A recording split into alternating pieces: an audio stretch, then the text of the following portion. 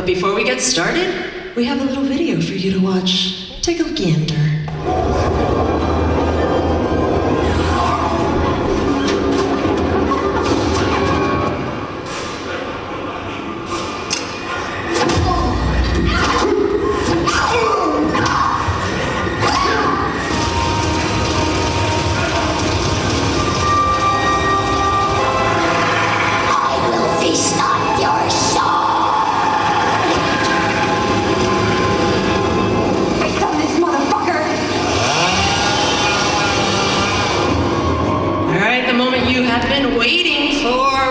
Jane Levy! I need louder love from you guys. Hi. Hi. Thank you to the 12 of you in here. I love you. We're gonna have great questions from the 12 of you, yeah? I know, it's coming. Hi, how are you? I'm good. That video makes me feel really cool. I mean, you are really cool, so it helps that you're already cool. Like, we don't have to try very hard for you. So, first of all, I want to thank you for coming. I know it's been a little bit of a hectic travel day for a lot of folks, so I appreciate you getting here and getting to spend time with us. Happy to be here. Yeah, we're glad to have you. So I'm just gonna get right to it, but before I do, if you have any questions, please start thinking about the questions you want to ask. We do have mics set up at either aisle, so if you have questions for Jane, I'm gonna ask her a few and then we'll throw it to you guys, yeah? All right, so I wanted to ask, I was looking at your vast body of work, and you have done so many different genres and different types of projects. What is it about a script that makes you say yes? Does it have to have something in particular that makes you say, yes, I wanna do that?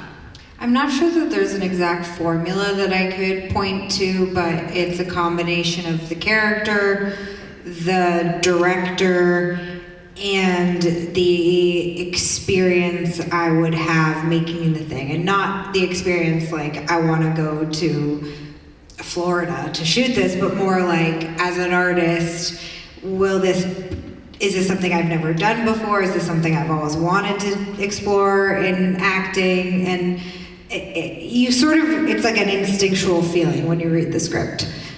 Is that something that's evolved for you over the years, or? Sure. Yeah? Yeah, I think, where you are in your life personally bleeds into your life professionally. I'm a mom. I have a 1-year-old. Now, whatever I choose to do is definitely dictated by what's best for my family. It's always changing, but artistically, I don't know how to explain what the impulse is when I read something that I go, oh, that's something I want to do. I do think I have like a perverse sense of humor, and when I read Evil Dead in particular, which was my first entry into horror, I thought it was hilarious. And then when I was shooting it, I thought it was less funny. And then afterward, I guess I still think it's kind of funny, but also like badass. Horror, I think I'm just a fan. I don't, I've spent a lot of time thinking about why, and I'm also curious about horror fans, if they have answers, what makes the love of horror so strong and rich. And I think there's a lot of different ways to answer that question, but I love watching horror films and I love making them. I just wrapped a horror film in August, and it was my first one since Don't Breathe, and I'm really excited. Can you tell us anything about that film? I can't, but it's gonna be announced, I think, next week, so it'll be on the internet next week, but I don't think I'm allowed to talk about it yet. So, being a horror fan, did your relationship with horror change from prior to your entry into horror as an actor versus being a fan until after? Good question. I don't know. As an actor, I feel like in any profession, you're sort of highly critical of other people. Like if you're a dancer and you watch a dance on film, you're like, or if you're an actor, you watch actors and you're highly critical. But with horror, I actually I allow myself to just enjoy it and not be so critical. I think that's part of what I love about horror film is just the entertainment factor, and like it's an exercise in the extreme, and you get to see actors go bananas and directors stretch themselves, and I actually I'm happy that my horror taste hasn't become like pretentious or refined. Actually, I think that that's the antithesis of horror films, and I'm veering way off course right now, but I love it. I feel like part of what makes horror so great is the like anti-establishment, outsider punk vibe, and sometimes when horror is becoming too mainstream recently, that's a little bit like, I don't know if we need like the biggest movie star on earth like being in a horror film. Like I like the more bootstraps punk rock version of horror myself. Yeah, I don't blame you. I'm kind of in that crowd too. So you have often played characters, whether it's horror or another genre, that go through an intense transformation, emotional, psychological. What was the hardest role to play those emotional and psychological transformations, whether it's horror or another genre? I think Evil Dead, Yeah. partially because I was so young and I didn't really understand how to calibrate yourself and how to not, I thought you had to give 120% every second, and that lends itself to a performance I'm proud of, but there's a way to get that performance where you're not exhausting yourself so much. You learn where you have to push yourself past your limits and where you don't have to, and I didn't know that yet when I was making that movie. So you went a little harder than you probably should have? Yeah, at the same time, it's a ridiculous thing that they asked me to do. I cut my tongue in half, I get raped by a tree, I rip my own arm off, did I say I cut my tongue in half? Yeah. Yes, you did. I become the devil, I get buried alive, Through a lot. yeah, I'm recovering from heroin addiction. Yeah. Do we have anyone that has any questions for Jane? No? Not yet? You guys are too shy. You guys are too shy right now. That's okay. So we did talk a little bit about how your feelings about horror have evolved versus being a fan versus being an actor, but how has being a horror actor changed your relationship with fear in real life, particularly as it relates to being a parent? Because in my experience as a parent, fear changes dramatically once you have a kid. It's a whole different type of fear. So has your relationship with fear changed? That's a really good question, and I wish my answer was like, yeah, I'm just so brave, but I feel like I still, yes, parenthood is a totally different level and a different kind of fear. But I think that that's what's interesting about Final Girls. A lot of Final Girls are mothers. The Exorcist, Rosemary's Baby. I feel like that is a big theme in horror films, and like the strength of a mother. Because mothers rule and mothers are the most strong, but I'm not sure it makes me less afraid or if my relationship with fear has changed. I will say that if in real life somebody came at me, I feel bad for them because I would go crazy. Yeah, you feel more equipped to handle something like that? I might just have that in me since I was born, I'm not sure. Yeah. So, for the roles that you played in Evil Dead and Don't Breathe, how did you emotionally prepare to go? I know you were much younger when you first started with Evil Dead, and you just talked about how you approached that role. But how did you emotionally prepare for to go to such dark places? I don't remember exactly, but I find the anticipatory performance stress lends itself to like a high octane, adrenaline fueled performance. The act of having to like perform on action, I liken it to being an athlete, and like you're revving your engine before you start shooting anyways, because you're like scared about, being able to do a good job. And I'm not sure there was like that much emotional preparation other than my preparation as an actor in the role, being like, these are the things your character has to go through. What would that mean for you, Jane, if you had to go through that? What would it mean if you weren't Jane and you were actually this person? And, you know, all of the normal actor prep. Yeah. So do you think that you approach a role like Rocky in Don't Breathe differently because there's large portions of that where there's very little dialogue, if any at all? Do you approach that differently than you do with a role that has a lot more dialogue? No. No? Just the same actor? Yeah.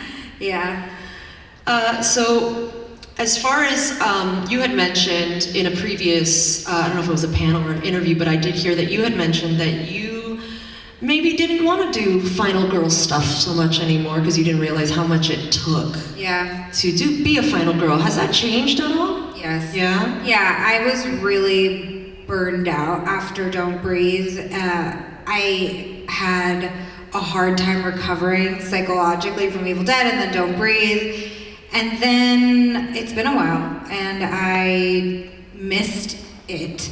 And like I said, I shot Castle Rock, and I believe I've shot like horror adjacent, but I haven't done like a straight up horror. Like the movie I just wrapped was a slasher, like a straight up body count slasher.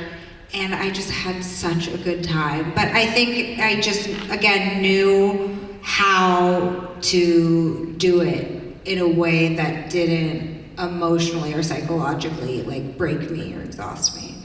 So let's talk, we're gonna go off horror a little bit. I know this is a horror convention, but how many Zoe's fans do we have here? Talk to us a little bit about Zoe. I mean, I know you guys were probably heartbroken when we didn't get any more seasons. Talk to us about how that project began, what your experience was. Tell us what you can tell us. That's so sweet. I love that show too, and I love my Zoe's fans so much. I think that if you're a Zoe's fan, you have a big heart. I can tell every time someone comes up to me and tells me that they watch Zoe's. They're the warmest people, and we appreciate you. I honestly feel like I was really lucky that that project came my way. Of course, it was based off of my resume, but at the same time, I can't even believe that they hired me not knowing that I could pull off singing and dancing. Like, I didn't audition for it, they just offered that to me. It was such a fun experience. It was also, like horror, very physical, because we were dancing and there was choreography, and not just choreography in the dance moves, but you're choreographing it with the camera. And that show was instrumental for me as an artist. I feel like it really connected me to my audience, because a lot of people who love that show talk to me about their grief, and I just feel like there was like a special cosmic like hand-holding between the cast and the people who made that show and the audience. And long live Zoe. Yeah, really. Do you think that we'll be able to see you in a project like that again soon? Sure. I mean, there's no Zoe's talks, but yeah, I mean, I would do that if they wanted to bring Zoe back, but there's no rumblings about that at the moment.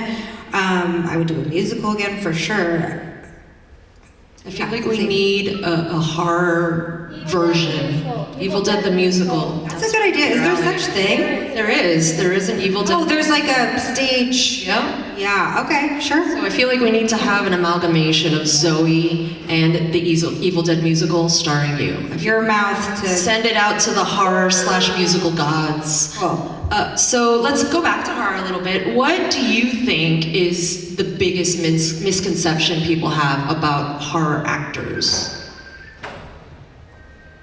That they're like cheesy B level actors, I guess. Yeah. And now look at all these motherfuckers coming into horror. Josh Brolin. No, I'm just kidding. I love Josh Brolin. Like, huge fan. But I'm just like, all of a sudden, these huge stars are doing it. And I'm like, yeah, because there's great roles, there's great themes, there's great storytelling in horror.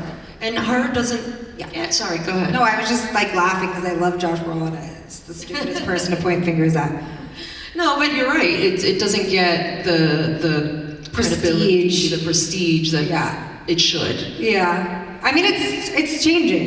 It is. It is. I feel like it's getting to a point where now people are, like, horror roles are coveted now, and it's becoming, you know, more, I don't want to say mainstream. It is. More accepted by the masses that probably poo-pooed horror and looked at it, like you just said, like cheesy B actors, but Yeah. getting its respect, so that's good. And honestly, I think that you're part of that, because Evil Dead, while it was, you know, somewhat of a reboot of the franchise, it now has become something that's got its own place in the franchise itself and in horror and in what you would, I guess, call legit film. Well, thank you, and thank you to the fans. I think that you helped that along. So, how do you decompress after an insane shoot like what you experienced with Evil Dead? Sleep, therapy, alcohol, friendship, family. You know, just like, it sounds goofy, but it is. I don't understand actors who are like, I just go home and I'm Jane again. Like, it's not, even if you're not a method person, your body doesn't know what's real and what isn't, and you need to remember, like, a lot of times you're shooting on location, so you're not sleeping in your own bed, you're not waking up next to your partner, you're not getting coffee at your local coffee place. You forget that you are this person with this whole other life outside of this thing. At least I do. Not like completely, but you just have to go back into your life for like a couple weeks, and then you like let go of some of that like adrenaline. Yeah. Have you ever had a role that has stuck with you even after you've done your decompression rituals that just kind of won't? No, I've never been possessed for a long time. Well, that's good. I feel like that's a good thing that didn't happen to you. Yeah. Are there any roles or in any genre or parts in a specific franchise that you're dying to play? Whether it's horror or another genre. I feel like I should have an answer for that, because I feel like on stage with a microphone in my hand, that's like where you manifest things. Like, you're like, oh, at Spooky Empire on Halloween in 2025, you can hear me sing. But I feel like I'm not versed enough in, I mean, I love Alien. I love the Alien franchise. I would love to be in that. Do you have any ideas? I feel like we need to see you in an upcoming, I know Scream 7 is already done wrapped filming, but I would love to see you in a Scream film. You know, they asked me to be the opening kill in Scream 6, and I didn't do it, and I regret it. So, Scream, ask me. Ask again. Yeah, that was going to be my next question. Have you ever regretted not taking a role? Yes. Is that your biggest regret as an actor? It's not my biggest regret, but I definitely regret that. Yeah. Are there any? Yes, there are others, but that's the one I can think of right now. So as a fan. Oh, I didn't do Smile. I was asked to do Smile, but actually the reason I didn't do it is because I had another job, but the other job fell through and I couldn't go back to Smile, and I regretted that. So we might get a 3. Sure. Could happen. Any questions yet? I don't know, I can't see. The lights are... I see a hand. A hand? Is that a hand? Right by the camera. There we go. Go ahead and come on over to the mic. Where's Is the mic there? I can't even see. There's one right there.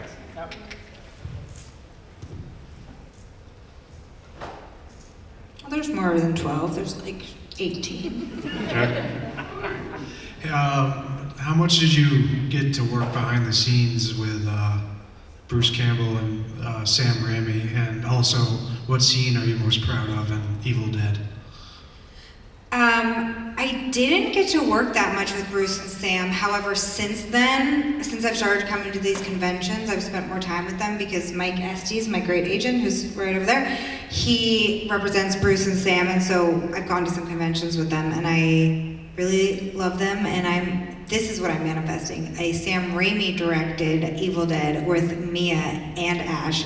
That would be a dream of mine. But they weren't really that creatively involved with the Evil Dead, at least with the actors. They were maybe more involved with Fede, the director, and Rob, the producer. The scene that I'm most proud of, oddly, might be where I'm about to be buried alive and I have the plastic bag over my face. I, was in prosthetics. They had an oxygen tube behind my ear so that I could breathe better with a plastic bag around my head, and then they also actually buried me alive. But all of that physicality aside, which is like insane, I just find myself totally maniacal and like really creepy in that scene, and I again have like a little bit of perverse sense of humor about it. I find it to be funny. Thank you for your question. Do we have any other questions? No, that's good, because I have more. More for me. So my next question is, speaking of Evil Dead, Mia and Jane went through it. Was there ever a moment while you were filming that you were like, what did I get myself into? 100,000,000%, like every single night. There was, like, the blood rain sequence took 2 weeks of shooting, and it was just me, because there's no other actors except for the creature actor who they digitally put my face on his face. But it was like blood rain, night shoots, winter, outside, at the end of like this really long shoot. And I would actually say to myself, before action, they'd pour like a thing of water over my head, so I was drenching before we even started, and I would just say, you're not gonna die, you're not gonna die, you're not gonna die, you're not gonna, like I was literally having to say to my body, because it was like, I was so spent. What was the question? If there were ever any moments that you were wondering what you got yourself into. Yeah, the whole time. I mean, that's not true. At the very beginning, I was like, this is so awesome. And then by the end, I was like, I've lost my mind. I am so confused. But, I survived. There's worse things than starring in a movie. So being in such a diverse body of work, do you have a particular project that maybe is a lesser known project that you're especially proud of that you want fans to check out? For sure. There's a movie out right now on your streaming. It might still be in theaters, but it's in not that many screens in the United States. It's called A Little Prayer, and it went to Sundance 2 or 3 years ago. It came out this year. I'm maybe the most proud of this out of anything I've ever made, so check it out. We will check that out. And I want to ask you, being in horror and comedy and musicals and all the other genres that you've worked in, is there anything that you've learned about yourself during this process of doing such diverse work? Yeah, I have a lot of anxiety. I might not come across that way, but I have a lot of anxiety and a big voice in my head that constantly like tells me that I'm not going to be able to do it, or that I need to pump the brakes, or like, who do you think you are for wanting to do these things? And that voice comes up before every project, and then every project I finish, I think, wow, I actually can do these things. And I guess I would encourage you, if you too have those fears and that voice in your head, to know that it's just a voice, and that voice is confused and it thinks it's protecting you, but it's not. And the best way to combat it is to do the things that you're afraid of. Yep, and tell the voice it's a big fat liar. Yeah. Yep, it's important to do that. Or you can thank the voice and be like, thank you, I understand you're trying to protect me, but you're a liar. Yeah, but shut up, it's my turn. Yeah. So you've worked in independent films, in studio films. Do you have a preference? It's nice to have that money. Sometimes you're like, I don't mean like in my pocket, I mean like when you show up to work and like it's not like everyone's not like, we need to get this because we only, when there's more money, it doesn't often mean it's creatively like better, like the product is better, but it does take away some of the like, we gotta go. And sometimes that lends itself to amazing work because you just have to like fling yourself, but it's nice to have time. Money is time in the movie business. Maybe money is time in all industries, but it's definitely more comfortable when you have more of a budget. And is there, besides the production value, is there a difference in the structure of it when it comes to filming that you prefer? On independent films, there's usually less cooks in the kitchen, as they say, and so there's a lot more freedom because there's a lot less like riding on it because they're not so anxious about this thing as a product and actually is to make us money because we spend so much money. If less money is spent, they're less freaked out about every little thing, and the creatives get to be freer. Yeah, not That's cool. suits aren't trying to control things. So do you think that horror allows you to explore more of an emotional range than other genres do? I think generally, yes. You know, obviously that there are exceptions to that, but I do think that horror is, like I said before, it's like an exercise in the extreme. You get to do all sorts of things, and it's fun. You have really pretty eyes. Thank you, so do you. Thank you. Jane Levy said I was pretty. How are we doing on time? We're good on time? All right, good. Anybody have questions? I don't want to leave you guys out if you have a question. You guys are so shy. That's okay, I got more questions for her. So tell us, what's next for you? I know you just said you wrapped a horror film, but what do you have coming down the pike after that? I'm actually on Sunday, I have to leave a little early to go to New York because I'm starting to shoot a TV show this week in New York. It's an independently financed TV show, so I don't know where it's gonna land, but it's sci-fi. And then I'm shooting something in the spring that I cannot talk about. And Can you tell us anything? Genre? Nothing. Mysterious. nope. And I'm really, really excited about it. And, you know, like I'm a mom, I'm hustling, gotta make that money to pay for childcare. So if you're hiring, I'm free. Yeah, we know how that works, right? It's not fun. So is there an actor that you've worked with that maybe mentored you, that you feel like you take things that they taught you and told you about the process or anything that you kind of carry with you? An actor, director, anyone that you've mentored that's mentored you in the industry, that you've carried those lessons with you to other projects? No, and while you're saying that, I'm like, I wish I had that. That would be so awesome to have like a godfather, godmother figure. Right? I don't. I mean, in terms of conventions, Bruce is the reason I'm here. He told me years ago, like, Jane, you should come to horror conventions, and I was like, no, I'm too shy. And then, I don't know what it was, a couple years ago, I called him and I said, I think I want to do that, so all of this is because of him, and he introduced me to Mike, his agent, and he's been my, like, convention godfather. But in terms of acting, you know, I have, like, support. Like, Paul Reiser is a great friend, support of mine, but I wouldn't say I like look to him for advice. The director on this show that I'm about to go shoot, he shot the pilot of Zoe's Extraordinary Playlist, and we've become dear friends. Maybe he's kind of a mentor. I call him when I have questions. His name's Richard Shepard. Yeah, it's a great question. So what, going back to the beginning of your career, if you can talk to Jane at the beginning of your career, what would you warn her about? And what would you tell her to relax about and just be excited for? Yikes. Well, the thing I would warn her about is like, All the blood rain. well, no, more like, we don't have to get into this, but like, you know, navigating patriarchal systems where like women are treated like assholes if they're direct or if they stand up for themselves, or, you know, I would try to like give her some tools to like slip past some of that bullshit.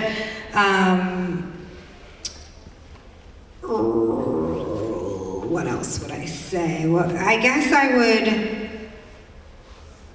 would encourage her, if there's even the tiniest bit of curiosity about the role, just do it. Like, there was so much like pretentious guidance that was like, you know, careers are built off of no's, but like, fuck that. I think that if you are like at all like tickled or turned on by something, just do it. Like, you're not gonna regret it because it wasn't perfect. Like, being too precious, I think, is a pitfall that didn't serve me and is not really my like vibe.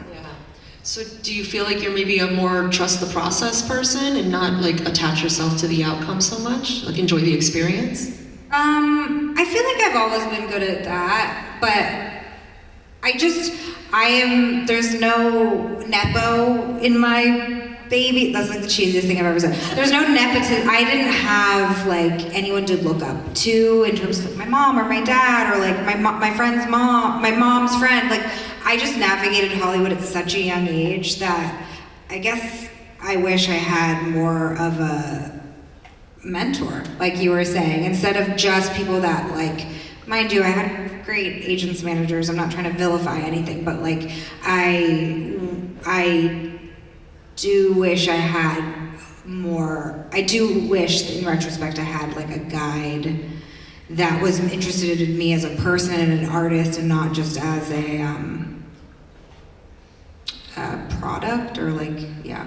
Not that it was that. No, I get what you're saying. So do you feel like when people meet you in the industry, do they treat you differently based on the products, the projects that they know you from? Like if you meet someone that knows you from Zoe, do they treat you differently than Evil Dead? It's a good question. I tend to not really like.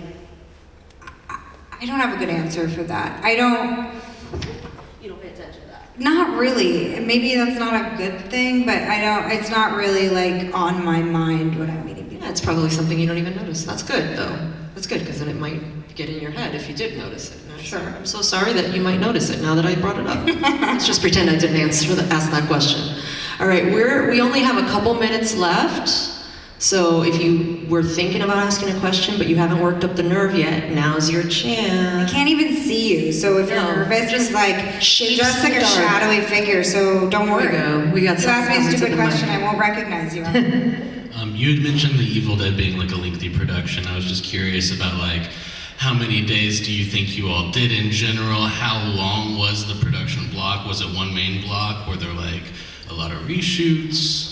There were no reshoots. All of the Evil Dead movies shoot in New Zealand because that's where Rob Tappert, the producer, is. So I don't think that they wanted to fly everyone back out for reshoots, but it was a 75 or 77 day shoot, which is a lot. Especially these days. I have not been on a movie that comes close to that. Thank you. Yeah. Thank you for your question. Anybody else? These lights, man. I know. Remember when I had you're just Cornelius? shadowy figures, just a voice. Oh, shadowy figures in the darkness. No, that's okay. What do you want to share with us, Jane? I'm just so happy to be here. Thank you for being fans of Evil Dead, Don't Breathe, Zoe's, anything else, horror in general.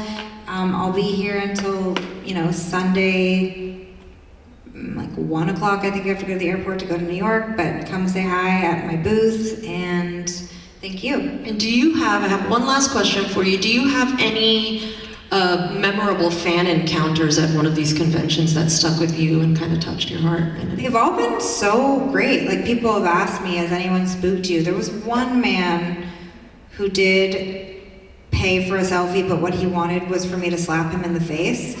And I said, no, thank you. You can have your money back. The lawyers. I'm not into violence. But other than that, it's been like such wonderful people, and it's so cool to be able to meet fans face to face and not just on the internet.